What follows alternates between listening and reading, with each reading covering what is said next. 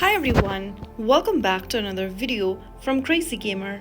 Today in this video we are going to be learning how to add people or friend in Rec Room. First of all, launch open your Rec Room application and from the main home page, click on the wristwatch icon at the top left. You will then be able to open up this section where you need to click on the Two People tab at the bottom of the screen. Now, click on the search player button at the top right and type down the name of the Rec Room username of the person you want to add. Make sure you spell their name correctly. From the search results, go ahead and find your friend and tap on Add Friend right underneath their profile. You will then be able to send the friend request to the person. Once they accept your request, you will then be able to add them in your Rec Room account and enjoy gaming together.